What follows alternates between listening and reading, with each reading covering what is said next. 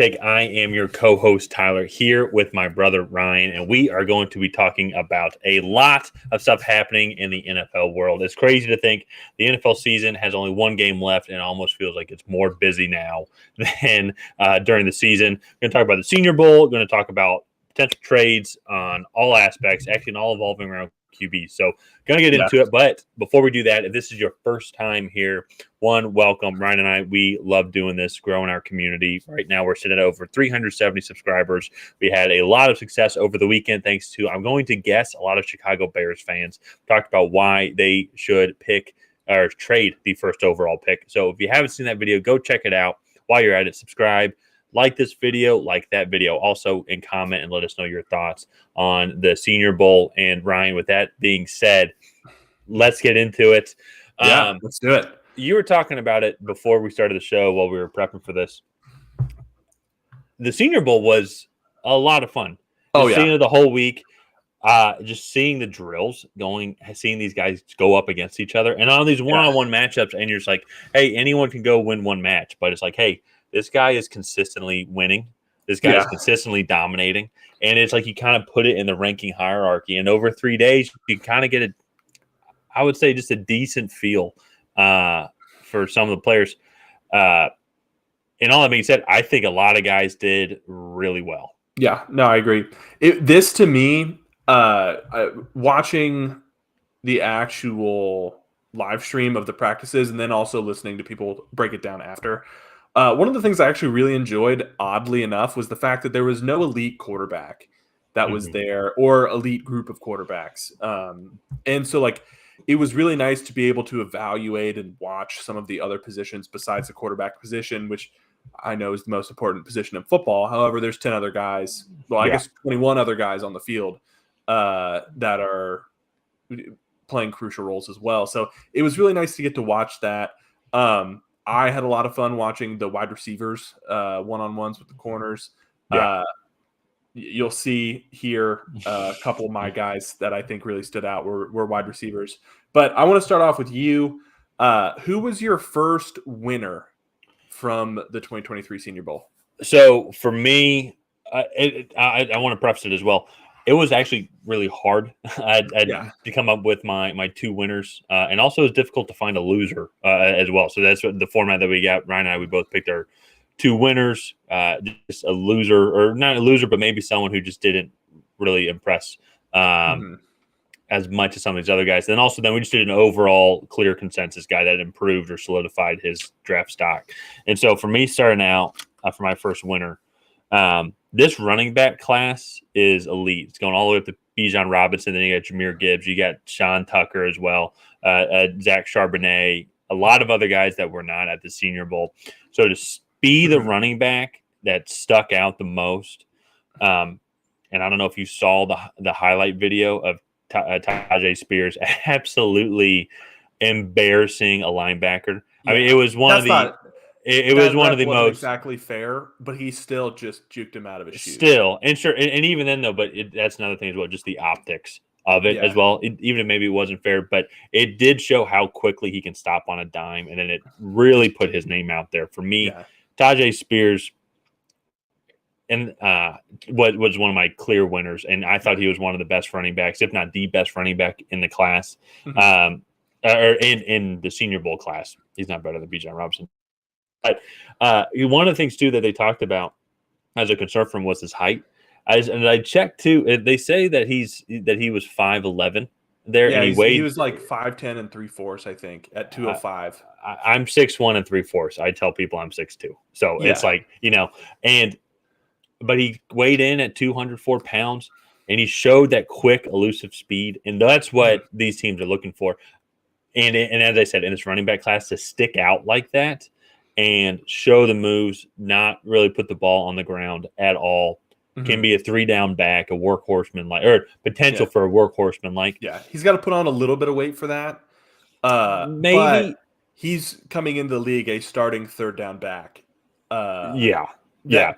We're seeing what teams did with Isaiah Pacheco, or what teams have done with guys like Isaiah Pacheco, or even guys like Tyler Algier with the Falcons, who those are two different types of running backs, but they take them late in rounds and then they become the main back by the end of the year, And I think that's what Tajay Spears can be. And go look at some of his highlight films. Dude is scary quick. Stop on a dime and keep the same speed at once when he accelerates again. So that to me was my number one guy. Who was your number one guy? So for me, the guy who stood out to me really the most this week was Tank Dell, the wide receiver from Houston. So I was really nervous about him just from his tape, and then also watching him at the weigh-ins and just like how small he was. I think he weighed in at 5'8", 164. He's really small. He's going to be a true slot in the NFL. However, in one-on-ones and team drills, absolutely dominant. Could not be touched off the line of scrimmage. He's just so fast. One of the things that I like that you don't really see on tape is he's running a lot of vertical routes, like a lot of go balls, and they're setting up foot races with him basically. And you don't really see like the side to side quickness. And I think the Senior Bowl was perfect for him to be able to display that in a like an actual like finesse route running acumen way. Yeah. I mean, burning guys off the line of scrimmage. I want to say he only got like actually beat in press reps twice, which that should be a 60% like loss rate for press man coverage. And it's just insane what I think he's going to do at the next level. He's got to put on a little bit of weight, but he had no drops. He actually did so well the first 2 days. I think his agent said, okay, you can put the pads up. You're good till the combine when you can run your 40. Like, I was wondering about that because I was like thinking when I was rewatching it, and I looked at the stats, like, did they just not throw him the ball, or did I just not see him? Yeah, I was trying to look at everybody. I'm like, oh, I guess he just opted not to play, which makes sense because I was thinking about that too. Because it'd be like, I'm not playing in this meaningless game if I feel he didn't practice on day 3 or play in the game, but he was so like I've been watching the Senior Bowl for like 4 years now. I've never seen a wide receiver come in and cook corners left and right like he just did. He only, like I said, he only lost 2 press man reps that I can remember. Every other time it was the corner tried to put his hands on him and they completely whiffed and he was gone. Yeah. And he's so freaking fast. And he was actually really crisp with his routes horizontally across the field. He's going to be a really scary field stretcher for a team in the NFL. Huge, big play threat. Honestly, a little bit Tyreek Hill-esque. Maybe a little quicker, like first step wise. Well, that's what when watching him, that's just what I instantly think of. Is just how quick and how he can stop on a dime, just like how Tyreek Hill can. And you know what? Tyreek Hill got drafted in the 5th round, and then now look at how his career has been. There are guys out there in the way that the NFL is moving towards. A lot of creative offensive minds can use a guy like that. So let's move on now to then I guess my second winner, and this one was like. As I said, it was tough, and I wanted to do something a little bit different than just do the skill position players. And there were a couple of guys that obviously stood out on the offensive line, and there's going to be one guy I'm going to get to later as my overarching winner of the whole week. But a guy like Darnell, right? Like he's not the guy who I'm choosing, but he solidified himself as like there were questions about him, and I thought he held his own. But a guy to me that came in with a lot of question marks, and he. The reason why I'm picking him is because he answered those questions and held his own. Seems versatile. Super athletic guy out of North Dakota State, Cody Mock. It was funny. I didn't realize this. He went to North Dakota State as a 220-pound tight end. Yeah. And then they moved him to offensive line. He put on 80 pounds, kept that athleticism and speed at left tackle. Now with his size, he's still probably going to want to put on a little bit more weight, but just with his size and how quick he is, I think he's going to make a great guard. In the NFL, going to be able to pull very easily. A lot of guys, especially a lot of teams who are looking for a good run blocking guy that can pull and also can do well in the pass game. I think there's going to be a guy that they can lean on. I'm looking at maybe Tennessee in the second round if they don't get an offensive lineman in the first round. Shoot, even if they get an offensive lineman in the first round, I say they get Peter Skoronski or Paris Johnson. Then let's need it's more. Yeah, they need more. So then let's get this guy because Yeah. Derrick Henry is their one and only offensive option. So and that's just throwing out a hypothetical. But I thought Cody Mock answered the questions, held his own, especially only going up against FCS competition. That question gets thrown around a lot against North Dakota State players, and he answered the bell, in my opinion. So for me, I think that is a winner in my book. Yeah. So the thing I loved about Cody Mock, came in from North Dakota State. Obviously, they're the Alabama of the FCS. He doesn't play the same quality competition. Came in at left tackle and was one of the best left tackles there. Mm-hmm. But he was also one of the best left guards there, one of the best right tackles, and one of the best right guards there. He even took snaps at center. He didn't do as well at center, but I mean, that's way out of position for him. And so it's like, not only do you have a quality left tackle in Cody Mock, you have a quality offensive lineman as well. And so that was one of the things that really impressed me about him. He'll be a riser. I think he could sneak into the back end of the first round, especially like I think Philly might be looking to replace offensive linemen. In my mock draft, that's who I had him mocked. I think he had a different lineman there being mocked there, but John Michael Schmitz. So up next, so for me, my second winner, Sidney Brown, the safety from Illinois, was just everywhere. Played up high in a single high, played in a two high, played in the slot. Showed just a great ability to play both going downhill towards the line of scrimmage. He made a phenomenal read on a screen pass in the actual game, and like just a great instinctive play. Looked great going downhill, and then it's like in coverage, I don't want to throw at him. I mean, like, he has good ball skills. Physically, he can match up with just about any wide receiver. Watching him and Michael Wilson go back and forth this week, like that was fun to watch. But not only that, getting to hear about his character and like how he like runs his life and how him and his brother like what they did at Illinois. It was really great to hear. And kind of just learn about him. I think he solidified himself as one of the top safeties in the class, and definitely I think bumped his draft stock into late day 2. Well, yeah, and so I think that last statement that you said is, I think to me, is what really helped him this week. Is there's a clear number one safety in this class, and Brian Branch from Alabama.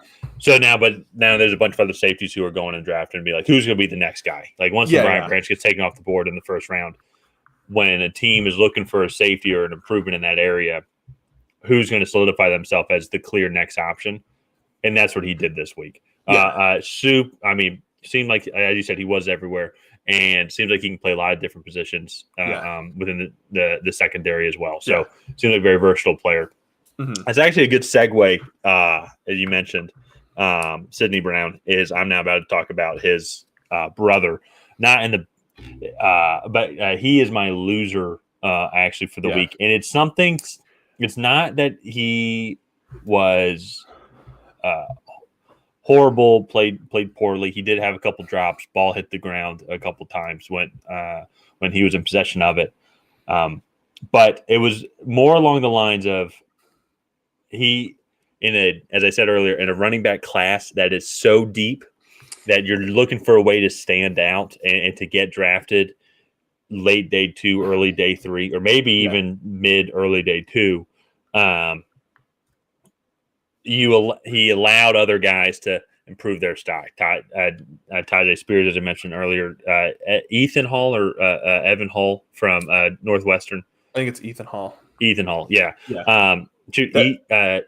Even Kenny McIntosh from Georgia, like looked solid. So also played with a broken hand too, and looked solid. Yeah. So at a position that is very disposable in the NFL, he didn't do anything that stood out. And so that is I think, only going to hurt his draft stock to now maybe a mid day 3 type running back. And which is unfortunate because it's not like he played poorly, but it was one he didn't wow me, but that was a great segue though with you going Sidney Brown last. So I think with Chase Brown, I think he might have gotten a little like struck by the moment. There were a few times instead of just like running through a hole, he just kind of like looked hesitant to hit it, just kind of like he doesn't want to mess up. And on tape, he looked better. He had higher expectations coming into this week. He was expected to be up there with Ethan Hall and Tajay Spears. He just didn't quite have that week. And that's just tough. I mean, hopefully he can redeem himself in team interviews and at the combine. So absolutely. And when I say that though, is because like these guys they're talking about. I mean, there's probably would you say 5 to 6 running backs that weren't there that are clear better. No, I would say clear better options, but would be considered better options. So these running backs are, if we're talking on like a list of top 10, are fighting over like who's 7, who's 8.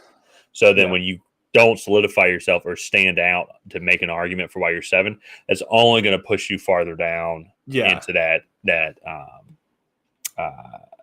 conversation of who the better running back is. Mm-hmm. And I think he went from an early day 3 guy to a later day 3 guy, around 6, 7 for him. So that'll be interesting to see. My loser of the week, this was a guy I'd actually really liked on tape. He looked really athletic. The edge rusher from Army, Andre Carter. This is like, he just didn't look like enthused or energetic out there. He kind of got swallowed up by some of the larger tackles. And for a guy that was getting first round hype, I think now he's a 3rd round pick. Like he's a project edge rusher. One of the comparisons that I heard during the broadcast was Max Crosby coming out. And I actually think that's a pretty good comparison, like build wise and athleticism wise. Max Crosby, before he actually had any real success in the NFL, put on about 15 pounds before he was at Eastern Michigan. So that for me, I think that's the prospect that you're looking at now instead of the fringe first rounder edge rusher. He just didn't look the part. He didn't look as athletic as he did on tape. He got swallowed up by tackles. When his first move would get stopped by a tackle, he just kind of didn't know what else to do. So physical traits, long arms, athletic build, has the frame to put on more weight. He just didn't look ready. He didn't look like a first round pick to me. And so I think he's a late day 2, early day 3 pick now. And it's another one as well, similar to like Chase Brown, especially when you get other guys who come and raise their draft stock a bunch. Like on the flip, on the flip side of Andre Carter was Will McDonald, who for me was a borderline. I mean, he's an honorable mention for me.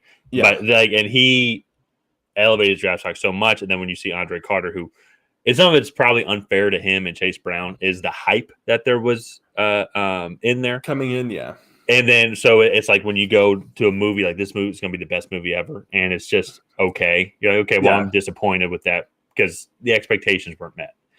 And some of that's not fair on them. But that being said, though, you're right. It did seem lackluster. And he weighed in at what, again, 250 pounds ish? No, I think he was like 6'4", 264. I thought he was a little bit on the smaller side. I'm trying to remember the exact lanky. Like he does look lengthy, he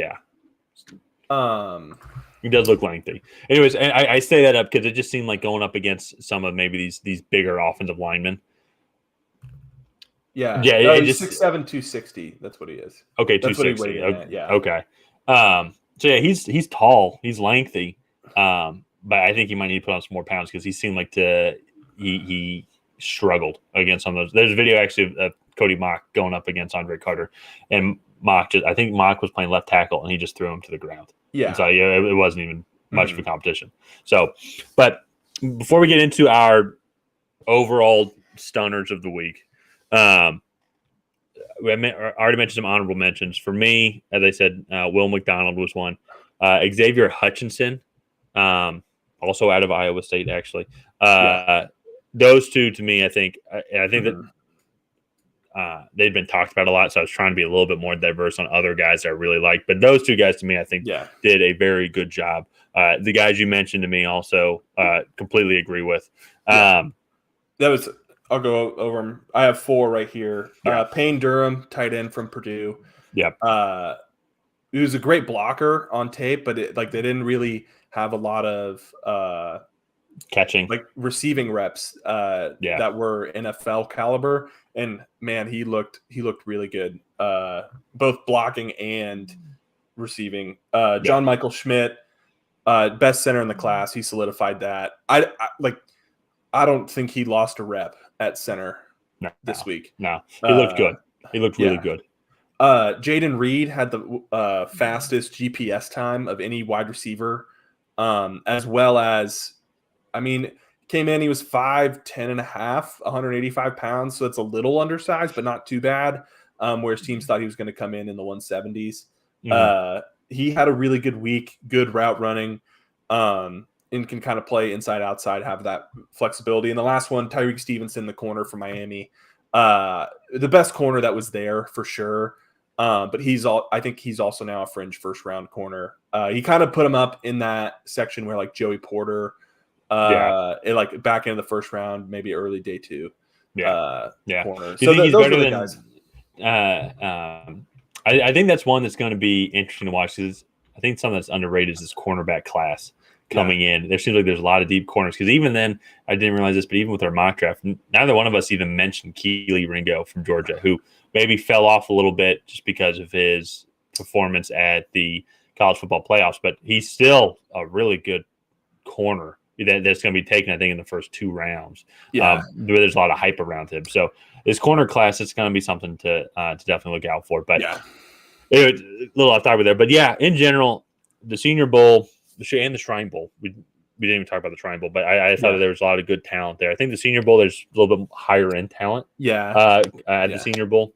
But a lot of honorable mentions that we could talk about. But the one for me, and this is interesting, and maybe it's a little bit different than I guess kind of what my 2 winners are, and I guess what my loser was based off of was about standing out, showing that you're the next guy.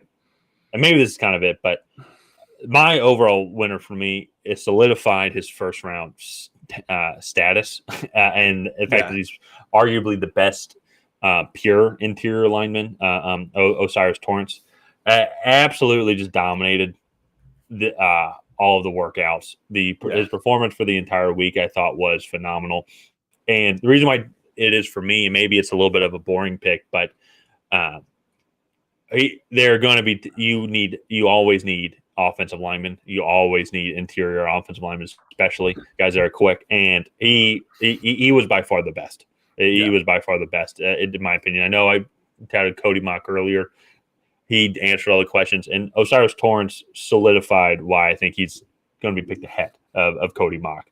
I think potentially even, I don't know if I mentioned this earlier, if I mentioned it to you, but I could see why a team like Tennessee could take him at 11 if they really like him purely as an interior guard over maybe Peter Skoronski or Paris Johnson, and solidifying him in there just because of his size, raw strength, quickness, overall talent. I'm not saying he's overall better than them, but I think I would now be like, okay, I understand that pick. I don't think that's a stretch. I don't think that's like taking Cole Strange in the first round.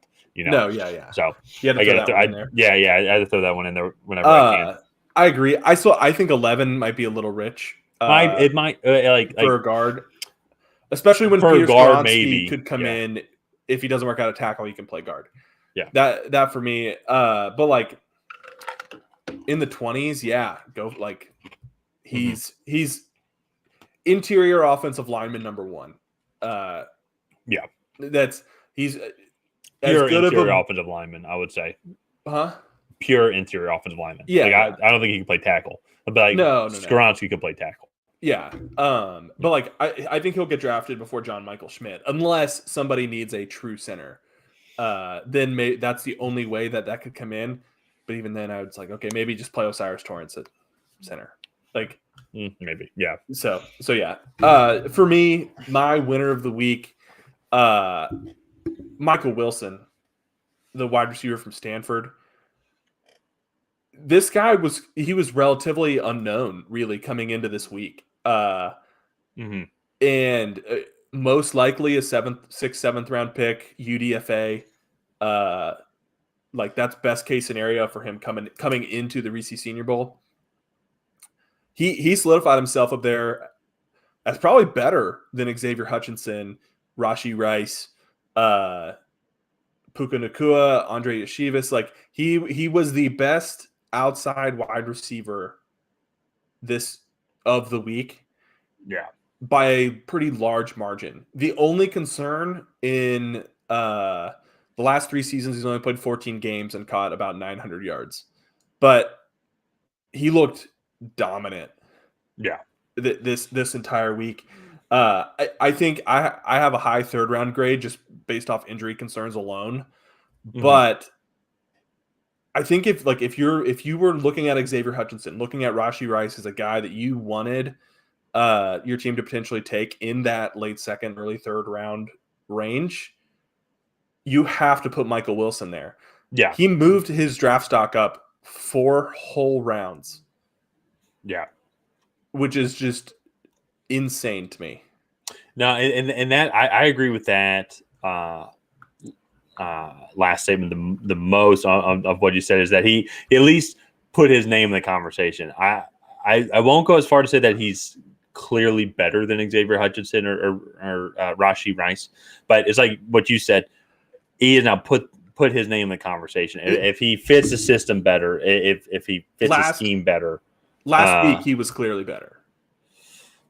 Well, but yeah, he was clearly better last week. Yes, yeah. But that's why I think that performance and put him up in the conversation. You know what I mean? Kind of like how a lot of these other guys, and I agree with you at all that how he was one of the clear wows of the week. I'm just saying when it comes to those other clear top receivers, and that's like Rashee Rice might have been like a loser for the week because he didn't solidify his position as the clear best receiver. His performance allowed for Michael Wilson to now be put up in that conversation for this debate to be happening even here. You know, and so Rashee Rice looked good at times, right? He just had a slow start to the week. Some of that could just be adjusting to the NFL scheme. Some of that could just be he's getting used to the higher level of talent coming from SMU. Yep. And so I just you look at what he did during the game, at practice, every day consistently. Yeah. And it's like, okay, he's an NFL caliber receiver right now. Yeah. To me, if he doesn't have that injury concern, one, we probably already knew about him coming in. But two, if he doesn't have that injury concern, he's a high 2nd round pick. Yeah.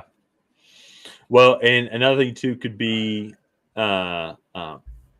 if he's able to demonstrate his the route running tree, then that's going to help out a bunch. Because you're right, though, only playing 14 games, not too much film on him.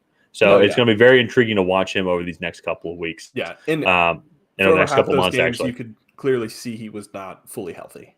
Yeah, he looked healthy last week. He played really well. He gets my wow of the week. And yeah, so.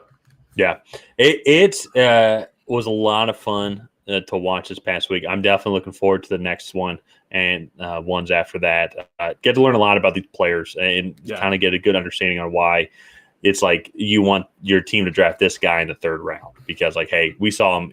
He can play. So, but let's switch gears, though, now. Still sticking with offseason stuff, but if you haven't already, hit that like button, subscribe to this video, leave a comment on what your thoughts were on the Senior Bowl. But let's shift over, though, now to a trade that we think should happen for the NFL draft. We last week we put out a video on why the Chicago Bears has to trade the number 1 pick. I got a lot of success, so we kind of want to do a follow-up on this one, talk about why the number 1 team that we think should trade with them, the Indianapolis Colts should, and what we think it'll take to get there. For me, the Colts of all the QB needy teams, I think are actually the most ready. They can make a quick turnaround if they get the quarterback that fits their system the best.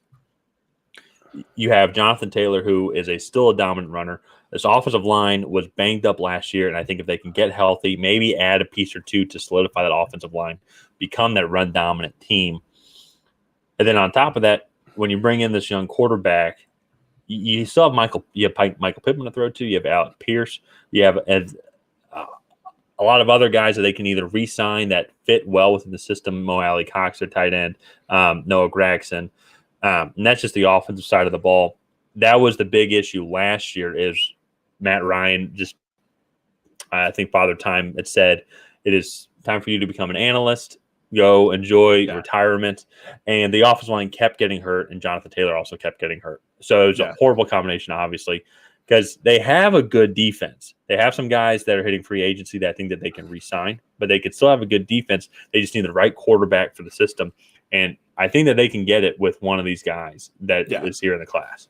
Well, so the big thing for me about them trading up is if everybody stays where they are, they are going to get the guy that Houston doesn't want, which is most likely CJ Stroud, in my opinion. I feel like Houston, they're going to go with Bryce Young if they get the opportunity. Mm-hmm. And so if they feel like Bryce Young is their guy, right? Bryce Young is QB1 in this class. They need to strike a deal with Chicago, not just so that they can get their guy, but so then they don't have to play against who they think is the guy for the next 10, 15 years. Yeah. Yeah. Because and to me, that is worth the 4 pick and the next 2 first-round picks, maybe plus some later round picks. Yeah. And it's like, if I'm Chicago, that's a deal I'm looking at heavily. Mm-hmm. But again, if Houston gets that number 1 pick or Chicago trades back with somebody else, which actually if Chicago trades back with somebody else, they're not going to get any quarterback at 4. So there's a very big push for Indianapolis to move up 3 spots to number 1. Yeah. So, yeah. I love that added layer in this debate of the fact that not only is if you don't trade up, then your division rival is going to get the potential quarterback that you love, and you're going to have to play against him. Let's say he is really good. Now you're going to have to just be reminded how you didn't make that trade for the next 10 to 15 years. And that to me, I think is a crucial piece to it. And I will say, I'll disagree with you a little bit, because I think that they will still take a quarterback at 4. I just think it'll be Will Levis. It'll be Anthony Richardson. It won't be, I think, in my opinion, as NFL ready of a quarterback, especially Anthony Richardson. Super high ceiling, yes, but also it could be super low floor. Yeah. I do feel the more and more I think about it, more and more I look, I do think that there'll be 4 quarterbacks taken in the top 15 or 16 at the latest, potentially now even the top 10. Yeah. It all depends on where some other quarterbacks go, which we're going to talk about here a little bit later. But the Colts, to me, though, I think are the ones where if they make this trade, get their quarterback of the future, I think it will solve a lot of their problems. I am definitely of the belief that you build a team first, then get the young quarterback in, and they have the team. I think they have the team. We've seen it over the past couple of years. They should have made the playoffs last year. Well, not last. 2 years ago. The Carson Wentz season. Yeah. Not the Phillip Rivers. They did make the Phillip Rivers season. The Carson Wentz season. Epic collapse, but Jonathan Taylor was the best running back. They had the best running game in the league. Defense was solid as well. Defense improved outside of the Vikings game and the Cowboys' fourth quarter. And so I think the time is now, especially then with this division that they're in. Jacksonville doesn't need to play well next year to win the division. And no, not at all. And Tennessee doesn't need to play well to win the division either. So that's what it's like. They need to solidify themselves and find their guy, their consistent QB of the future.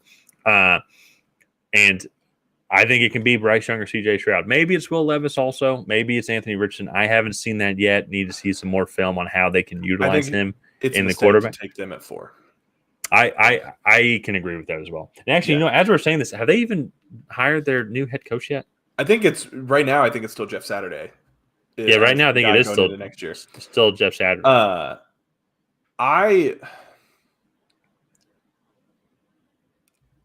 To me, the Colts' best course of action is to trade up to 1.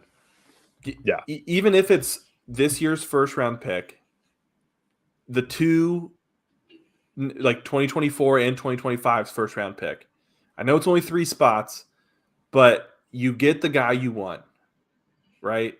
Yeah. And then Houston, for one, doesn't get it. And then it's like, all right, you have the team, you have this guy on a contract, maybe give up another 3rd or 4th in later years.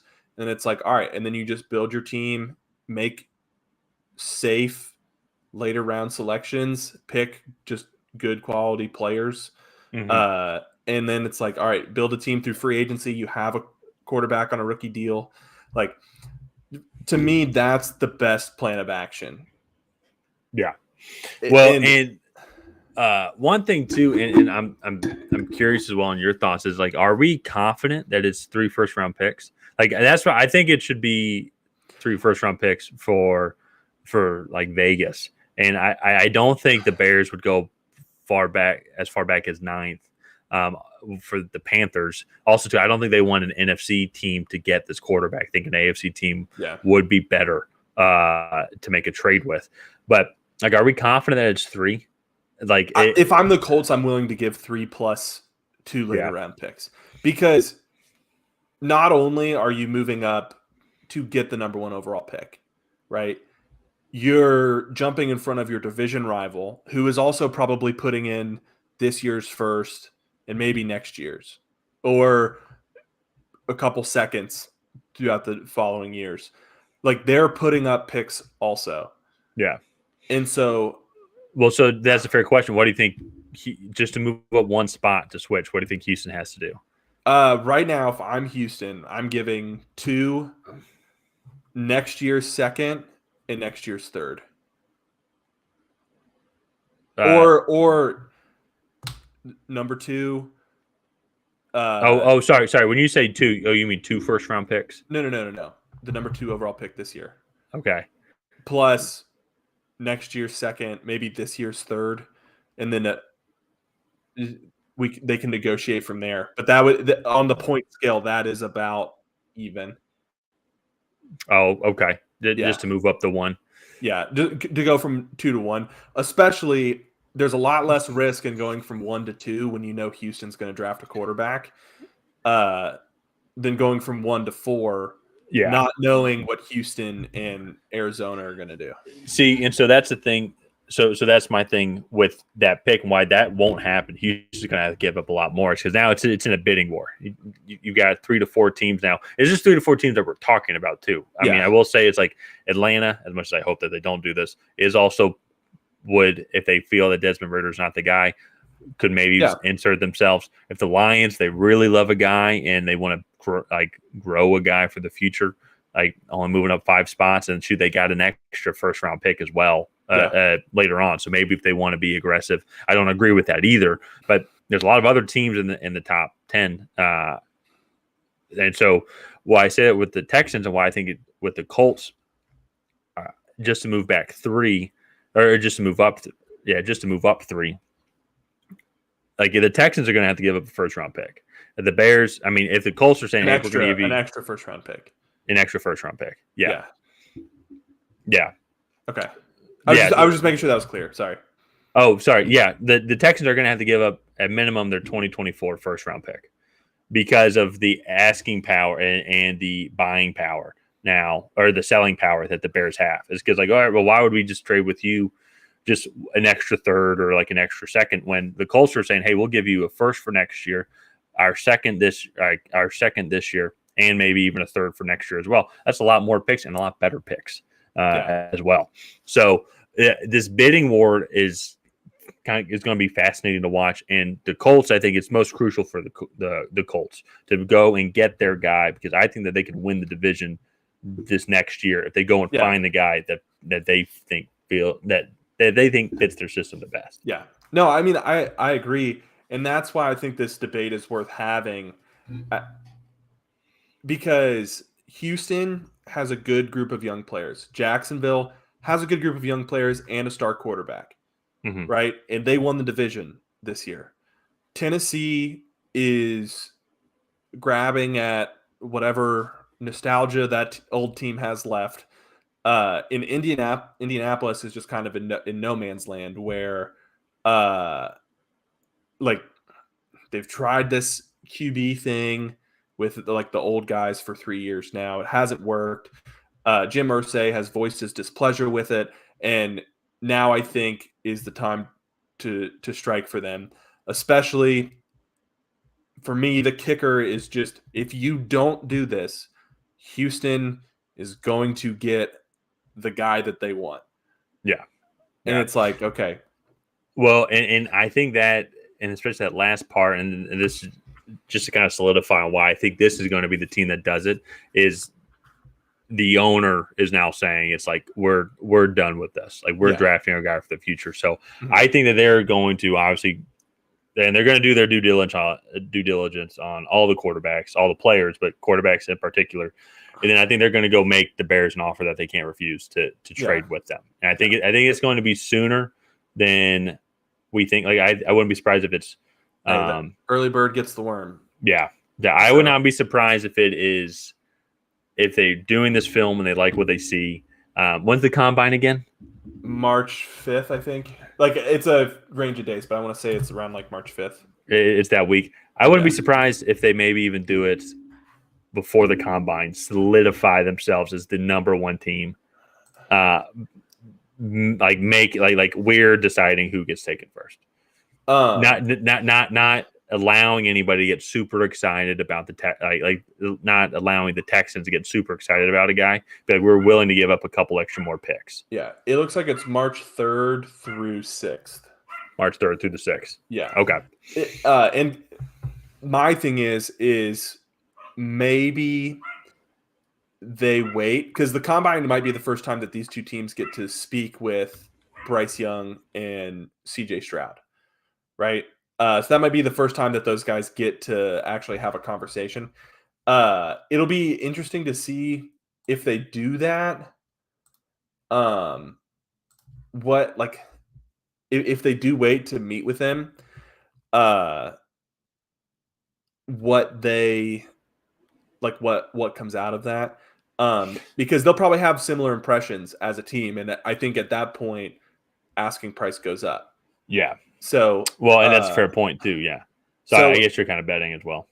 Yeah, and so like maybe it's all right. Well, we really like these two guys on tape. We'll trade up, interview them both at the combine, and we'll take whichever one we like better, right? Like maybe it's that type of situation. But then you do run the risk of like, well, okay, maybe we don't like either of them. So yeah, I don't know. Yeah,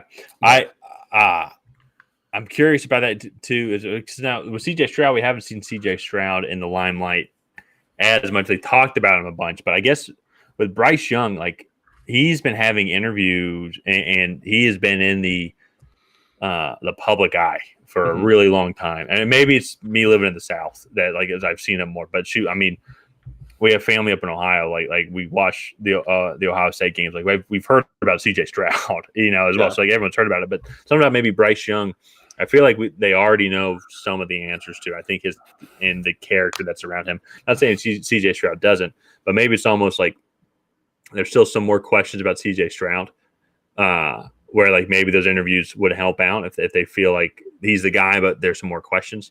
But like if they feel just watching the film that Bryce Young is the guy, I wonder if they let's just do it now. We'll interview him, and then we can always change our mind on if we want to take CJ Stroud later.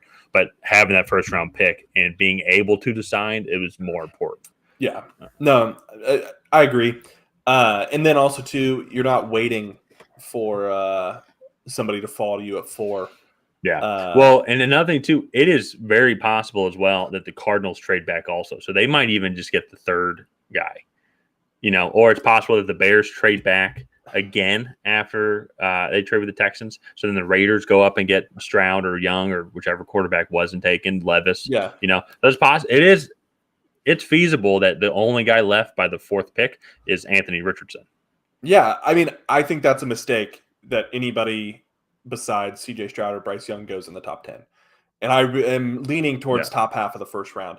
I think if you look at prospects like Dwayne Haskin, I know it's a sad situation what happened to him this offseason, but he was a top quarterback prospect coming out and he fell to 16. Yeah. And I'm like, he was a better quarterback prospect than Will Levis and Anthony Richardson. Yeah. And I think if you look at past drafts, Justin Fields fell to 11. Right. Mm-hmm. That was in a quarterback class of 5 though. So that's a little different. Of 5 major QBs. And so 5, I will say 5 major with a clear number 1. Right now we're still trying to figure out the number 1. So that's where there's still a lot of nuance. There was never a doubt. There was never a doubt Trevor Lawrence was not the right one. So that's where Trey Lance was able to come into the conversation. Zach Wilson came up into the conversation. Yeah. Mac Jones also as well. Yeah. And so that for me, I think makes this really interesting because NFL evaluators they're not going to risk a top 10 pick on a guy like Will Levis, in my opinion, but then also to trade up and then draft multiple first round picks on a guy like Will Levis. To me, I think that is scary for a lot of general managers. That's how you lose your job. So I think the best case scenario for the Indianapolis Colts, they offer Chicago a deal that they can't refuse. They get that number 1 pick, go to the combine, figure out which one they like best, and make that selection. Like you said, I think if they make this pick, they're a AFC South contender for next year, this season. So it'll be really interesting to see what happens. I'm looking forward to it. All this drama has me really excited for draft season to just kind of see what starts to go down. I do want to switch gears and talk a little bit about Lamar Jackson. Your team and Lamar Jackson have been in the news a little bit lately. But I think there's a little bit more meat on this bone than just the Falcons trading for him. Lamar Jackson has verbally come out and said his displeasure with the Baltimore Ravens organization. I've used this analogy on the channel before. I think it's they were like a couple that were just fighting, and they were on the verge of breaking up, and then one of them, i.e. Lamar Jackson, finally just decided to sit out the playoff game. He said the cryptic tweet, and then boom, they're finally just going to go their separate ways for good, right? Yeah.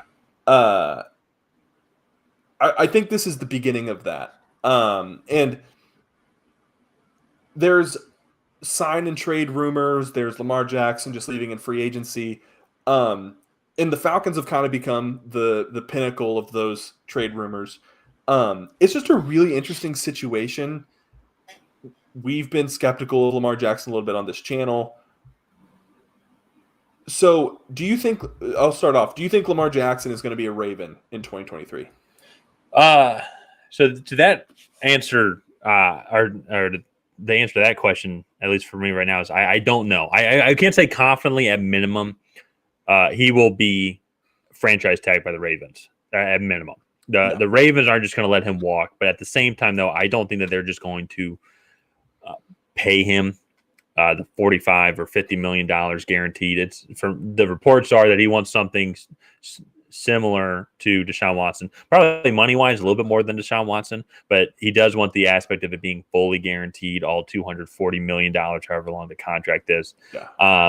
And I will say, and then to that response is speaking from the Falcons, I do not want the Falcons to do that. One, I would rather them give up 3 first-round picks to go get CJ Stroud or Bryce Young, just because it's a younger quarterback, doesn't have an injury history. You can kind of build a team around him. But also one of the main things, too, about it is that quarterback's only going to be about $9 million. I don't want to pay anybody over a fifth of my cap space, all just going to one guy. Because if it's going to be Aaron Rodgers right now, I believe has the highest cap hit or average per year at $50 million. Deshaun Watson, I think, is right there next to him at $49 million. And that's a lot of money to go to one player. Yeah. It's a lot of money to go to one player. I'm curious, we're seeing what's happening with the Packers right now. Packers haven't made the playoffs, haven't made the Super Bowl in a long time, paying one guy a lot of money. We've seen a lot of these teams are paying these guys a lot of money, and they're not getting the same success. Look at the Cowboys. The Chiefs, Broncos. I think Broncos. I didn't know. Yeah. I didn't know Russell Wilson got $107 million this year to suck at football. Anyways, Dak Prescott. Yeah. I know. I would love it. $107 million. Any one of us, all of our viewers could do that. Dak Prescott's got paid $40 million, and they're still not having that success. I think that they're overpaid for the money, and that money can be spread out much more to more key areas of the football team to help win championships. I will say, so like Josh Allen and the Bills are like kind of in the middle there. They extended Josh Allen, gave him a lot of money, but I still think that roster's pretty good. They had a lot of injury issues and they lacked depth there. And so I feel like that you could kind of accredit to Josh Allen being in like the $36 million range. Even now that's not an egregious amount of money in the modern day NFL for a star quarterback. So, well, and tying all this back to then Lamar Jackson though is, that is a lot of money going to one guy, and I could see a team like the Colts if they really want him. I think he would fit better in that system as a run first team with a super quick guy. And if we're already talking, and we just did a segment on the Colts, go check out that video once we post it. But if you're going to give up draft picks, maybe go that route. You have to see what the cap space is. But if you're in a win now mode, that almost makes more sense if he becomes a Colt. But then if a team like the Falcons or these teams that are rebuilding, like the Falcons, I think when they cut Marcus Mariota, should have about $68 million, $70 million in cap space. That is so much money for a team that can go buy some players whose defense and pass rush has sucked since Sherman marched through the city and burned it down. Like that's how bad this pass defense has been. And let's not waste on one person. It's just not wasting on one person. And I do think your guys' offense would take a next step with a quarterback, and I think a healthy Lamar Jackson makes that offense elite with the running game that Arthur Smith has in place. Yeah. But it goes back to my point, though, is how would then you go get an elite quarterback? How's that going to help this defense? That's what I was going to say. You guys need a lot more. You guys need a lot more. And I for a second. Yeah, and I will say one thing. Waste might not be the right word. Lamar Jackson could come and be an absolute stud quarterback, MVP caliber quarterback. By waste, I mean kind of that one specific point is that it's all going. We're putting all of our eggs in one basket. What if he doesn't pan out? You know, then it is a waste. And then even if he does pan out, well, we still have a crappy defense, and we hope that we draft good players. Yeah. No, I mean, I agree. I think it is worth the risk for the Falcons specifically to stay at 7 and 8. Stay at 8 and then take a risk on a Will Levis. And then it's like, if it doesn't work out, all right, scrap one first-round pick. We'll move on, right? Yeah. You still get the ability to go and make other picks in this draft, which if you guys do a sign and trade for Lamar Jackson, sounds like the asking price might be this year, next year's first-round pick, and then multiple later-round picks. It would be it would be something similar to what the Browns did for Deshaun Watson. That seems like that is the comp. Yeah, for this. If it was just one first-round pick. If it was maybe like then we just took the franchise tag as well and it was $30 million, $32 million, something like that. Then okay, because there's still a lot of money. It's still a lot of money left. It's just one pick. It essentially would be like drafting a quarterback with your 8th overall pick, but that's not what they want. With the precedent that was set by the Browns, who we'll see how that decision panned out in the span of history, but it's making this one that much more complicated with Lamar Jackson and with the Ravens. But at minimum, what's going to happen if the Ravens don't get what they like and there's contract negotiations still are not going the way that they want. And I think it was March 15th is what you said when he can become a free agent. I think that's when free agency begins. I'll look up the official date. But I want to say can they franchise tag him at any point? There's a franchise tag deadline. I want to say it's late February. So like they'll have like it'll open on like February 15th. They can franchise tag him until February 28th, and then Okay. So there is a deadline then. So I will find out by the end of this month on what the Ravens. It's March 15th, and then I'll look at franchise tag date. Yeah. So we'll find out by the end of this month on what the Ravens have decided. It sounds like the talks have stalled. It sounds like both parties, kind of like what you said. Like it kind of sounds like they want to break up. Yeah, but maybe there's a kid involved, so they don't really know how to go about doing it. It's like, should we just separate or should we? So that's what I feel like kind of the situation is like, and so maybe they can go to counseling. But as a Falcons that's fan, the MLB. There's no arbitration, and that's true. That is actually exactly the MLB. But so as a Falcons fan, the franchise tag window opens February 21st and closes on March 7th. And then there's 8 days in between the closing of the franchise tag window and the start of free agency. So, okay. So we're gonna know a lot more here real soon. And I can say, as a Falcons fan, I hope that they don't make the trade. I hope they don't do the sign and trade. Yeah. And also due to then just with my initial questions about Lamar Jackson, I just injury history, that type of quarterback. I mean, we had it with Michael Vick, as fun as it was to have. But when he got hurt, then he wasn't the same guy. Even though I guess as he got older, it came back and was a lot of fun. But still, though, once he gets banged up just a little bit, it affects his whole game. And at the same time, then our next quarterback, Matt Ryan, did a great job. But once we paid him and all of our money was going to one guy, we couldn't fill needs in other areas of the team. And so maybe I just have bad taste in my mouth based off just our past two main quarterback experiences.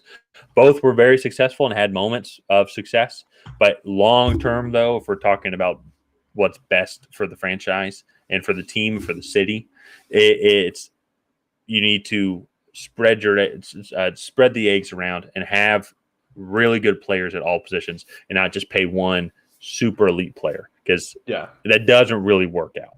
Not normally work out.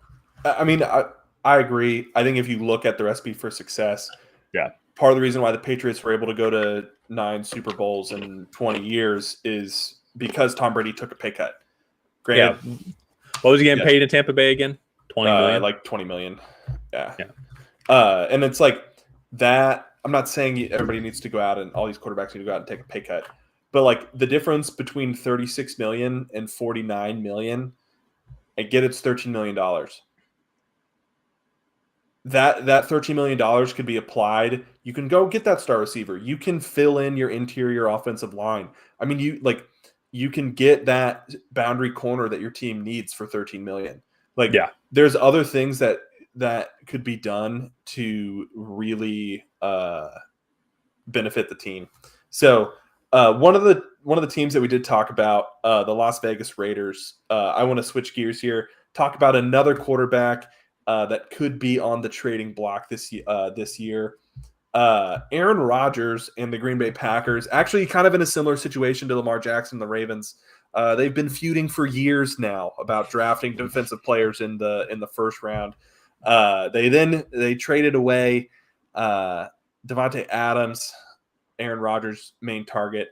And then it seemed like there was an heir apparent, Jordan Love, who was doing to Aaron Rodgers what Aaron Rodgers once did to Brett Favre, coming in, making plays in his absence. And it's kind of pushing Aaron Rodgers further apart from a Packers organization that they've drifted, that they've started to drift apart here in the last few years anyways. Mm-hmm. The main team that is in these trade rumors, I guess they're not really rumors because Aaron Rodgers kind of confirmed that he would like to go to New York. But the New York Jets, Nathaniel Hackett was just signed as their offensive coordinator, igniting these rumors. The New York Jets are the leading team, I think, in the Aaron Rodgers sweepstakes right now. They have the draft capital to go do this.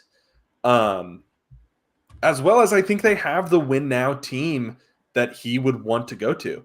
I mean, if you think about it, with Aaron Rodgers on the New York Jets, I think that's a Super Bowl contending team.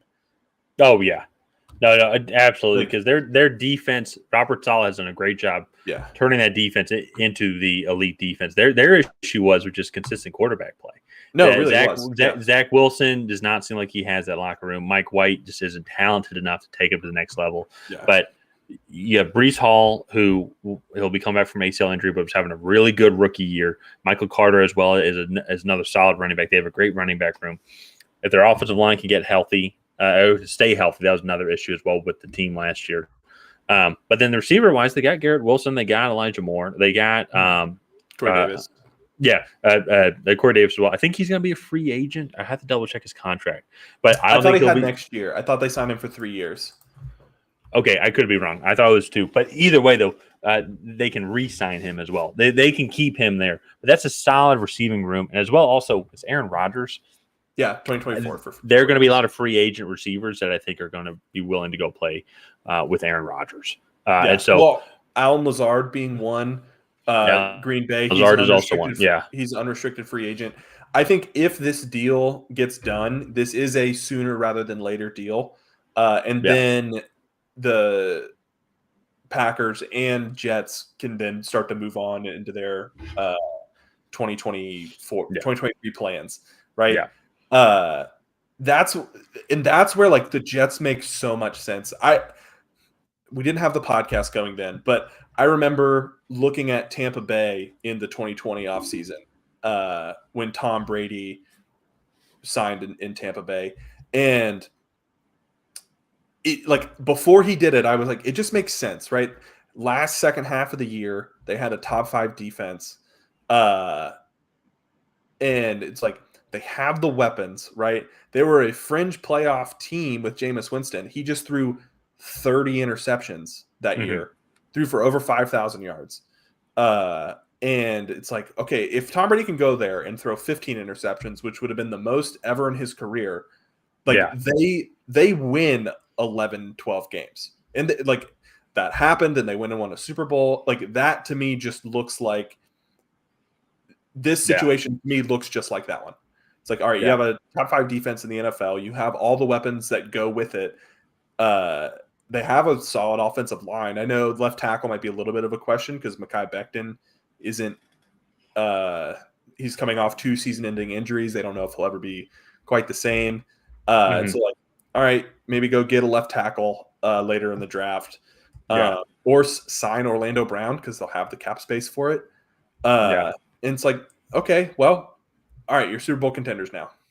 Yeah. So I agree. I think that the fit works for both parties. I think the Packers are looking forward to moving on. They haven't won a Super Bowl with Aaron Rodgers since, or they haven't been to the Super Bowl. I think they won in 2010.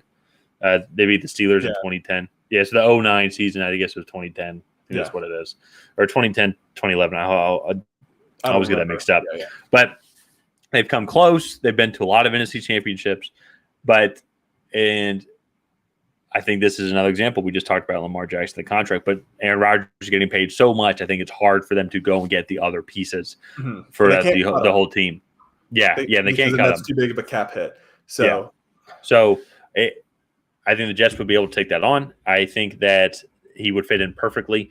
And then at the same time, though, I think they want to move on to Jordan Love. I also think they want to see if Jordan Love is the guy because then they still have his rookie year option, so they might take that. So then they'll have 2 full seasons to get a full understanding if Jordan Love is the guy or not.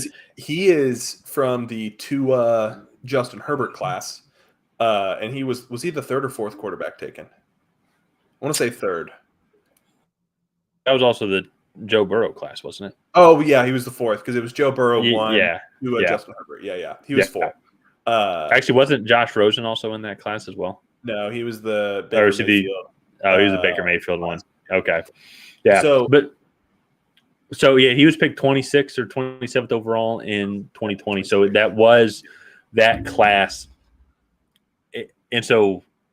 And a little bit that we have seen of him, like even the preseason this past year, the game that he played in the 4th quarter in the Eagles game, like he looked much different than I remember. So I think now the Packers are incentivized. Like, we don't need Aaron Rodgers anymore. We get that cap space off our books, can go and get guys that can help fill the team, fill any needs on defense.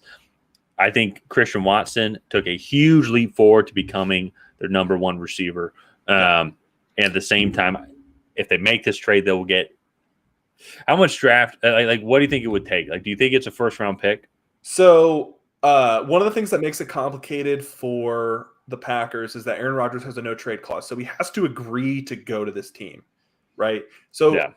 And one thing too, so the Jets, I think he would agree to with Nathaniel Hackett, also the situation. I think you mentioned he already wants to go there. I also think the other team too, the Raiders, I think he would go play with Devontae Adams again. Yeah. So I think he would say yes to that. So I'm not as concerned about the no trade clause. Yeah. Well, what I was going to say is I think that narrows it down. I don't think he's not going to Indianapolis because I don't think he wants to go there and play for Jeff Saturday. To me, that just doesn't seem like a situation he would want. I don't think he wants to go down to Atlanta. Just they don't have the weapons or really the offensive line I think that he would want. Yeah, they're just not. I really think teams that like he wants to play for is 2, and I think those are the only 2 teams that would really actually want to make that trade. And so I think that limits the amount of draft capital that they could get. However, I think like the Raiders, like, all right, we'll give you pick 8 or 7. We'll give you pick 7. Like, we'll take Aaron Rodgers. You can pick at 7. Like that to me, the Jets at 13, maybe that the 13th pick and then like their 3rd round pick, or maybe the 13th and then like a 2024 second, like something like that.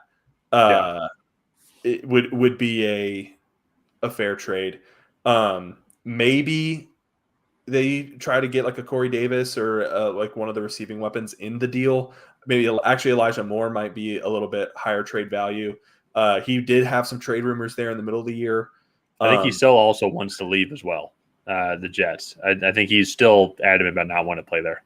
Yeah, and so like to me, I think that there are some pieces that like they could move. So maybe 13 and Elijah Moore for Aaron Rodgers, and then they take the full cap hit. Like they don't give him any money or anything. So that like to me that is like realistic trade scenarios for Aaron Rodgers. I mean, do you agree with that? Do you think that there's anything else that would be? Well, because that's the thing too about hurting the return on the Packers is the cap hit. So, like, if they're wanting more draft capital, well, then they're going to take more cap hit. I would think. I think some people would give up more if it's like, hey, let's split the cap hit, or if you pay us money. But that being said, though, yeah, I think that they would still get at least a first for Aaron Rodgers. Like Aaron Rodgers, I mean, we're seeing Tom Brady play till 45. Aaron Rodgers, 39? So a little bit different style of game. I think Aaron Rodgers is a little bit shiftier. And so maybe that might affect his style of quarterback play. And he can move around a little bit better in the pocket and outside the pocket. So that might affect how long he's able to play. But you can still get several more years out of Aaron Rodgers. If he has a similar, I guess, if he doesn't drop off nearly as much as Tom Brady did, and Tom Brady didn't really seem like he dropped off that much. No, as he got older, but I would think that is different fair. Styles. Also, a lot less injuries on Tom Brady's side. That's true. That's also very true. So, that's I think it's an interesting scenario because I think like the Lamar Jackson video that we just posted. Go ahead and watch that. I'll put it up here. But like I think both sides want to be away from each other, right? Yeah. Like I think that is like the key here.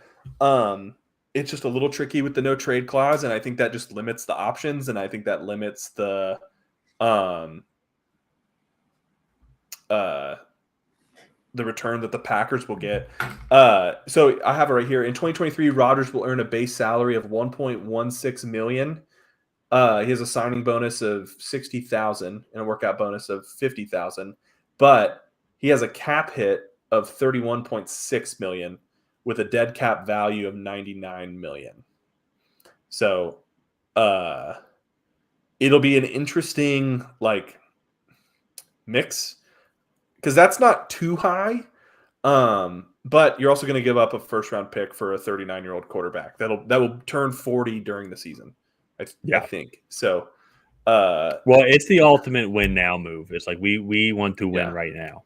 And it's funny too, both teams that we're talking about are in very tough divisions. Like if he goes to the Jets, got to go up against Josh Allen and the Bills, got to go up against the Miami Dolphins and Tua, and then you still got to go up against the Patriots. And I mean, Patriots are still tough. Like you never really know. Especially with Bill Belichick going up against them. And then the AFC West, don't really need to talk too much about the AFC West and how tough the West is. So I think the Broncos are going to turn it around this year with getting Sean Payton. And there's another video we can talk about maybe on Wednesday. But I think that team is going to turn around due to his head coaching capabilities. So very interesting where Rodgers is going to end up. I think I agree with you. I think it's going to be a little bit sooner rather than later. I think that so that they get draft picks in for this year. Yeah. So I don't know. It'll be interesting to watch. I'm excited for this offseason to play out. I feel like every year there's just so many big names that seem to be on the move. Maybe it's just good marketing by the NFL, but hey, I'm here for it. And we hope you guys are too. So if you guys have not already, please go ahead and like and subscribe and hit that bell notification so we can ping you guys every time that we go live or post a video. And other than that, we will see you guys next time.